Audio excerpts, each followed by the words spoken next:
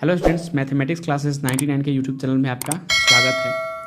इस वीडियो में हम लोग पढ़ेंगे क्लास 12 के राजनीति शास्त्र यानी पॉलिटिकल साइंस के कुछ ऑब्जेक्टिव टाइप क्वेश्चंस यानी वस्तुनिष्ठ प्रश्न को।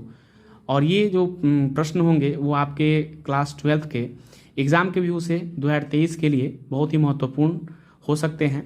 तो चलिए हम लोग इसमें कुछ क्वेश्चन जो दिए हुए हैं उसको हम लोग देखते हैं। और हाँ, एक बात और कि इसमें आपसे वीडियो के लास्ट में आपसे एक क्वेश्चन पूछा जाएगा और उसका जवाब आपको कमेंट बॉक्स में देना है। तो चलिए स्टार्ट करते हैं।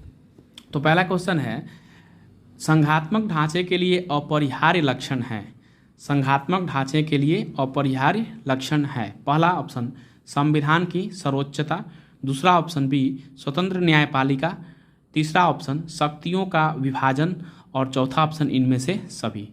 तो इसका जो करेक्ट आंसर होगा, संघात्मक ढांचे के लिए अपरिहार्य लक्षण, पहला संविधान की सर्वोच्चता होनी चाहिए, दूसरा स्वतंत्र न्यायपालिका भी होनी चाहिए और तीसरा शक्तियों का विभाजन, यानी तीनों ही ऑप्शन इसमें सही है। तो इसका ऑप्शन जो डी होगा करेक्ट आंसर होगा, तो ऑप्शन डी होगा सही आंसर। नेक्स्ट क्वेश्चन पे आते हैं। क्वेश्चन नंबर 2 है, भारत और पाकिस्तान के बीच कारगिल युद्ध कब हुआ था। भारत और पाकिस्तान के बीच कारगिल युद्ध कब हुआ था। पहला ऑप्शन है 1995, दूसरा ऑप्शन है 1996, ऑप्शन तीसरा यानी सी 1999 और ऑप्शन डी जो है 1998। तो भारत और पाकिस्तान के बीच कारगिल युद्ध जो हुआ था वो आपका 1999 में हुआ था, यानी कारगिल युद्ध कब हुआ था, 1999 में। नेक्स्ट क्वेश्चन पे आते हैं। क्वेश्चन नंबर 3 है, संविधान में 42वां संशोधन कब पारित किया गया। संविधान में 42वां संशोधन कब पारित किया गया। ऑप्शन देख लेते हैं। पहला ऑप्शन है 1971, दूसरा ऑप्शन बी 1976, ऑप्शन सी 1977 और ऑप्शन डी 1978। तो इसका जो करेक्ट आंसर होगा 1976, यानी 1976 में संविधान में 42वां संशोधन पारित किया गया था। नेक्स्ट क्वेश्चन है, क्वेश्चन नंबर 4 है, प्रतिनिधि लोकतंत्र का आधार है। प्रतिनिधि लोकतंत्र का आधार है। पहला ऑप्शन स्वतंत्र न्यायपालिका, दूसरा ऑप्शन सशक्त कार्यपालिका, तीसरा ऑप्शन लोकसभा और चौथा ऑप्शन वयस्क मताधिकार। तो इसमें जो करेक्ट आंसर होगा वयस्क मताधिकार, यानी वयस्क मताधिकार जो है वही प्रतिनिधि लोकतंत्र का आधार होता है। ऑप्शन नंबर जो डी होगा हमारा करेक्ट आंसर होगा वयस्क मताधिकार। ठीक है, नेक्स्ट क्वेश्चन पे आते हैं। क्वेश्चन नंबर 5 है, गुट निरपेक्ष आंदोलन कब अस्तित्व में आया। गुट निरपेक्ष आंदोलन कब अस्तित्व में आया।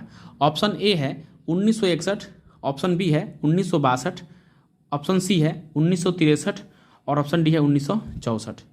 तो इसका जो करेक्ट आंसर होगा 1961, यानी 1961 में गुट निरपेक्ष आंदोलन अस्तित्व में आया था। नेक्स्ट क्वेश्चन है, क्वेश्चन नंबर 6 है, लोकतांत्रिक विकेंद्रीकरण का सुझाव किसने दिया था। लोकतांत्रिक विकेंद्रीकरण का सुझाव किसने दिया। तो ऑप्शन ए है राजमन्नार समिति, ऑप्शन बी है बलवंत राय मेहता समिति, ऑप्शन सी है अशोक मेहता समिति और ऑप्शन डी है चंदा समिति। तो इसका ऑप्शन नंबर जो बी होगा वो हमारा सही आंसर होगा बलवंत राय मेहता समिति। बलवंत राय मेहता समिति ने ही लोकतांत्रिक विकेंद्रीकरण का सुझाव दिया था। नेक्स्ट क्वेश्चन पे आते हैं। क्वेश्चन नंबर 7 है, मनरेगा कार्यक्रम की शुरुआत किसके शासनकाल में हुई थी। मनरेगा कार्यक्रम की शुरुआत किसके शासनकाल में हुई थी। पहला ऑप्शन ए है अटल बिहारी वाजपेयी, बी ऑप्शन है इंद्र कुमार गुजराल, ऑप्शन सी है मनमोहन सिंह और ऑप्शन डी है एच डी देवगौड़ा। तो यानी इसका जो करेक्ट आंसर होगा डॉक्टर मनमोहन सिंह, ये होगा इसका option number C correct answer. उन्होंने ही मनरेगा कार्यक्रम की शुरुआत किया था। ठीक है, नेक्स्ट क्वेश्चन है, क्वेश्चन नंबर 8 है, यूरोपीय संघ की स्थापना कब हुई थी।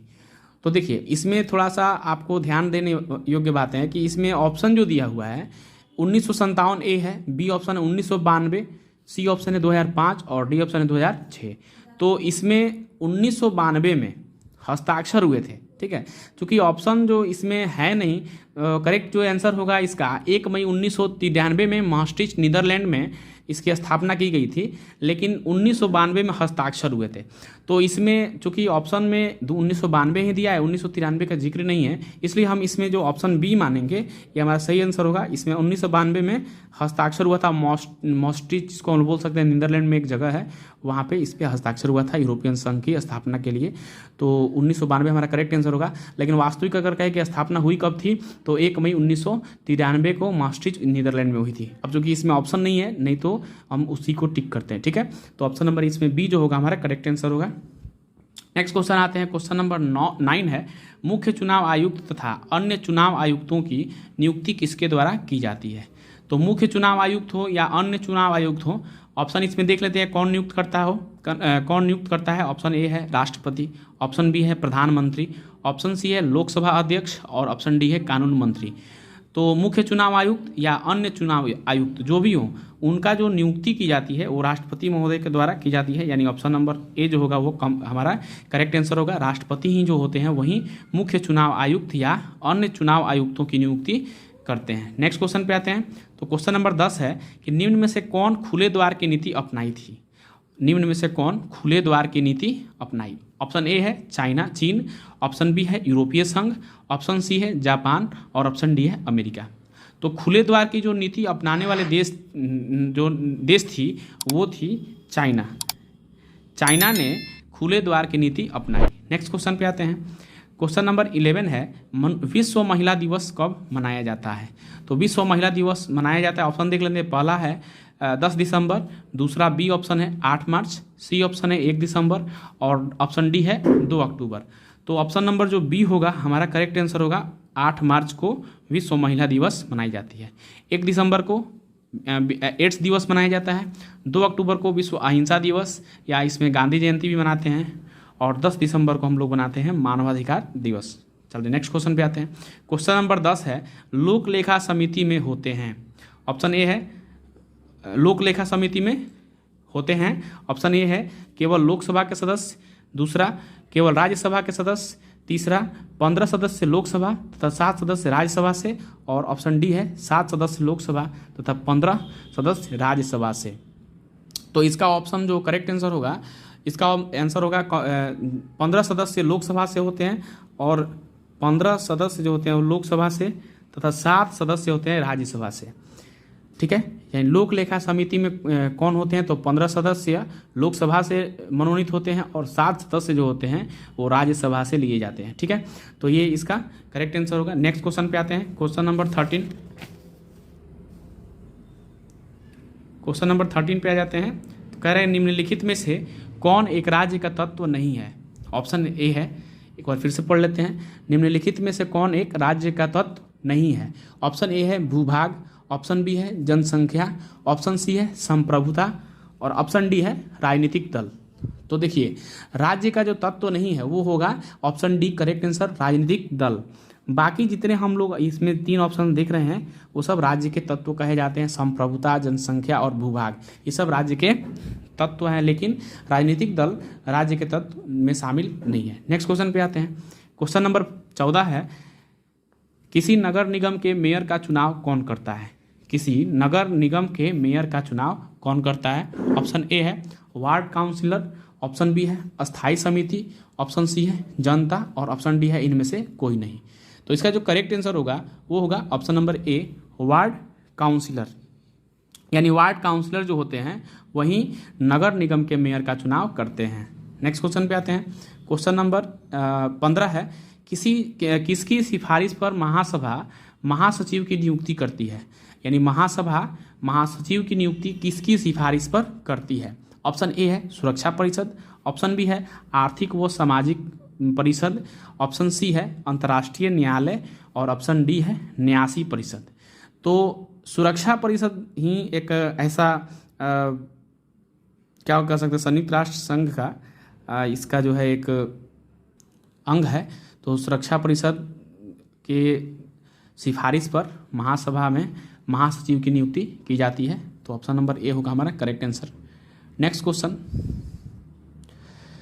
राज्यसभा की सदस्यता के लिए न्यूनतम आयु क्या है। राज्यसभा के अगर कोई सदस्य बनना चाहते हैं तो उनकी न्यूनतम यानी कम से कम कितनी उम्र होनी चाहिए। ऑप्शन ए है 25 वर्ष, ऑप्शन बी है 30 वर्ष, ऑप्शन सी है 21 वर्ष और ऑप्शन डी है 35 वर्ष। तो राज्यसभा की सदस्यता के लिए न्यूनतम आयु होनी चाहिए 30 वर्ष, यानी ऑप्शन नंबर जो बी होगा हमारा करेक्ट आंसर होगा। नेक्स्ट क्वेश्चन आते हैं क्वेश्चन नंबर 17 पर। अंतर्राष्ट्रीय अणु ऊर्जा अभिकरण की स्थापना कब हुई थी? ऑप्शन देख लेते हैं, एक बार फिर से पढ़ते हैं। अंतर्राष्ट्रीय अणु ऊर्जा अभिकरण की स्थापना कब हुई थी? तो ऑप्शन देख लेते हैं। पहला ऑप्शन है 1956, दूसरा ऑप्शन है 1957, तीसरा सी ऑप्शन है 1958 और ऑप्शन नंबर डी है 1959। तो इसका जो करेक्ट आंसर होगा वो होगा ऑप्शन नंबर बी 1957, यानी 1957 में अंतर्राष्ट्रीय अणु ऊर्जा अभिकरण की स्थापना की गई थी। क्वेश्चन नंबर 18 पे आते हैं। नेक्स्ट क्वेश्चन है, संविधान का कौन सा अनुच्छेद संसद को राज्य सूची के किसी विषय पर विधान बनाने की शक्ति देता है? संविधान का कौन सा अनुच्छेद है जो संसद को राज्य सूची के किसी विषय पर विधान बनाने की शक्ति देता है? ऑप्शन देख लेते हैं। पहला ऑप्शन है अनुच्छेद 115, ऑप्शन बी है अनुच्छेद 183, ऑप्शन सी है अनुच्छेद 221 और ऑप्शन डी है अनुच्छेद 249। तो अनुच्छेद 249 जो है वो संविधान का अनुच्छेद 249 संसद को राज्य सूची के किसी विषय पर विधान बनाने की शक्ति प्रदान करता है। तो इसका ऑप्शन करेक्ट आंसर क्या हो जाएगा? ऑप्शन नंबर डी 249, अनुच्छेद 249। नेक्स्ट क्वेश्चन पे आते हैं। क्वेश्चन नंबर 19 है, दक्षेस का पहला सम्मेलन किस देश में हुआ था? दक्षेस का पहला सम्मेलन किस देश में हुआ था? पहला ऑप्शन है ए भारत, बी ऑप्शन है बांग्लादेश, सी ऑप्शन है पाकिस्तान और ऑप्शन डी है श्रीलंका। तो इसका जो करेक्ट आंसर होगा बांग्लादेश, यानी ऑप्शन नंबर बी होगा। बांग्लादेश में सबसे पहला जो दक्षेस का सम्मेलन बुलाया गया था वो सबसे पहले बांग्लादेश में बुलाया गया था। नेक्स्ट क्वेश्चन पे आते हैं। क्वेश्चन नंबर 20 है कि समवर्ती सूची में कितने विषय हैं? तो समवर्ती सूची में कितने विषय हैं यहाँ पे ऑप्शन देख लेते हैं। पहला है 97, दूसरा ऑप्शन बी है 47, ऑप्शन सी है 61 और ऑप्शन डी है 67। तो वर्तमान की बात करें तो वर्तमान में जो समवर्ती सूची के विषय हैं वो 52 हैं, लेकिन इसमें ऑप्शन दिया है मूलतः कहें तो मूलतः 47 ही विषय हैं। तो ऑप्शन नंबर जो इसमें बी होगा वो हमारा करेक्ट आंसर होगा। वैसे कहे वर्तमान में कितने सूची हैं तो ऑप्शन जो है यहाँ पे नहीं दिया है, इसलिए हमने 47 मारा। मूलतः 47 विषय ही हैं, लेकिन वर्तमान में अगर कहे तो 52 विषय हैं। ठीक है, तो इसमें करेक्ट जो आंसर होगा वो बी होगा 47। नेक्स्ट क्वेश्चन पे आते हैं। क्वेश्चन नंबर 21 है, 1972 का शिमला समझौता किन दो देशों के बीच हुआ? ऑप्शन नंबर ए है भारत नेपाल, ऑप्शन बी है भारत बांग्लादेश, ऑप्शन सी है भारत पाकिस्तान और ऑप्शन डी है इनमें से कोई नहीं। तो 1972 का जो शिमला समझौता हुआ था वो हुआ था भारत और पाकिस्तान के बीच में, हुआ था। नेक्स्ट क्वेश्चन पे आते हैं और नेक्स्ट क्वेश्चन हमारा है, संविधान संशोधन की प्रक्रिया का वर्णन किया गया है।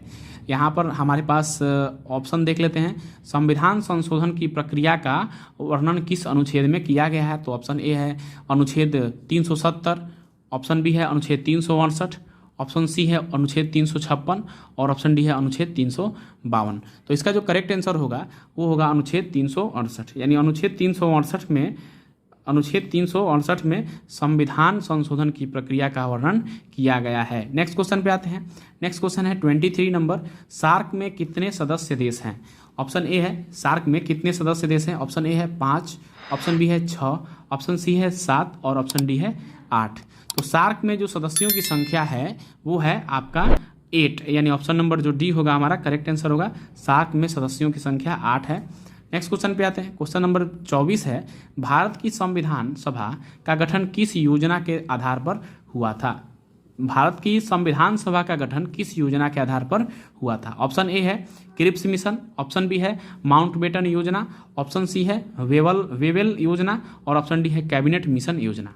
तो भारत की संविधान सभा का जो गठन हुआ था वो कैबिनेट मिशन योजना के तहत इसको किया गया था। तो यानी ऑप्शन नंबर जो डी होगा हमारा करेक्ट आंसर होगा। नेक्स्ट क्वेश्चन है, क्वेश्चन नंबर 25 है कि केशवानंद भारतीयवाद में सर्वोच्च न्यायालय ने किस विषय पर निर्णय दिया था? केशवानंद भारतीयवाद में सर्वोच्च न्यायालय ने किस विषय पर निर्णय दिया था? ऑप्शन ए है संसद मौलिक अधिकारों में संविधान संशोधन नहीं कर सकती, संसद मौलिक अधिकारों में संशोधन नहीं कर सकता। बी ऑप्शन है क्षतिपूर्ति का सिद्धांत, सी ऑप्शन है संसद संविधान के मूल ढांचे को संशोधित नहीं कर सकती, और ऑप्शन डी है बैंक राष्ट्रीयकरण अधिनियम। तो केशवानंद भारती वाद में सर्वोच्च न्यायालय ने जो निर्णय दिया था वो था कि संसद संविधान के मूल ढांचे को संशोधित नहीं कर सकती, यानी ऑप्शन नंबर जो सी होगा हमारा सही आंसर होगा। सुप्रीम कोर्ट ने कहा था कि संसद जो भी निर्णय देना होगा, लेकिन संसद जो है वो संविधान का जो मूल ढांचा है उसको संशोधित करने का अधिकार संसद को नहीं है। तो ये केशवानंद भारती विवाद था, सर्वोच्च न्यायालय में ये निर्णय दिया गया था कि संसद संविधान के मूल ढांचे को संशोधित नहीं कर सकती। नेक्स्ट क्वेश्चन पे आते हैं। क्वेश्चन नंबर हमारा 26 होगा। क्वेश्चन नंबर 26 है,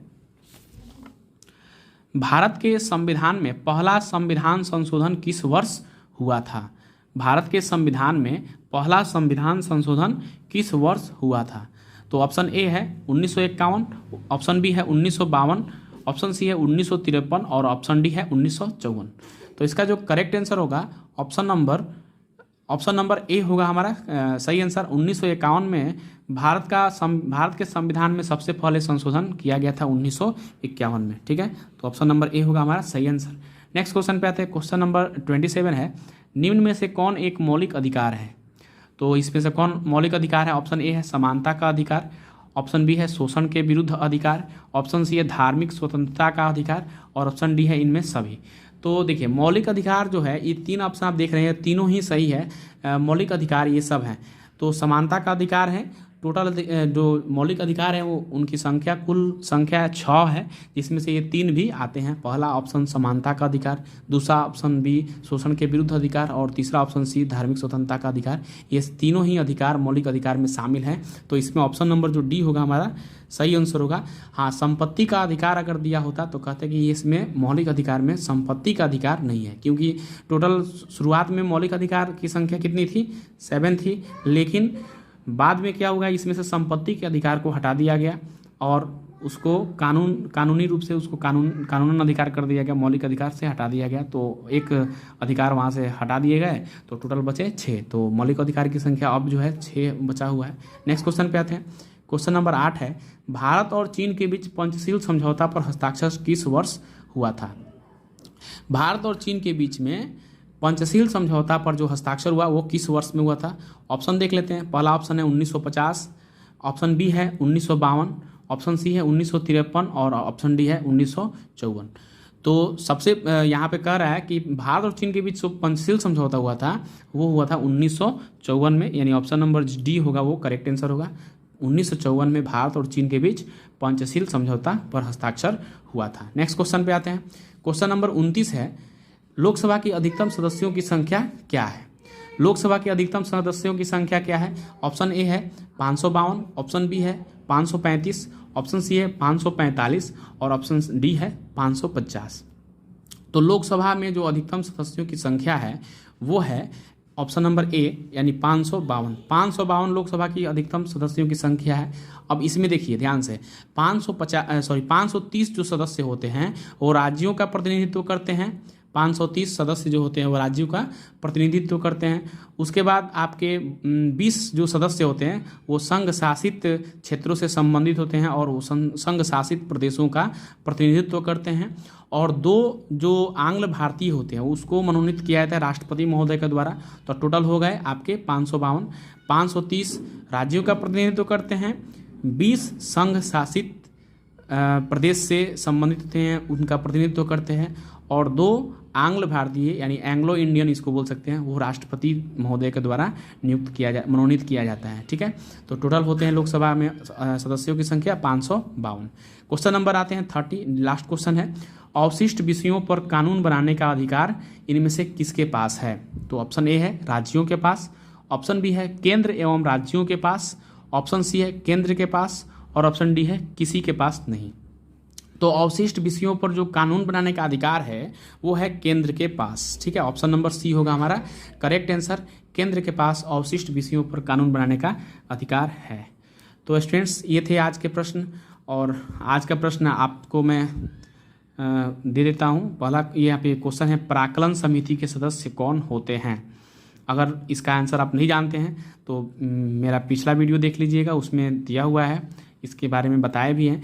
तो प्राक्कलन समिति के सदस्य कौन होते हैं उसका आपको आंसर देना है कमेंट बॉक्स में। तो अगर आप मेरे चैनल पर नए हैं तो कृपया इसे लाइक करें, शेयर करें और सब्सक्राइब करें। Thank you.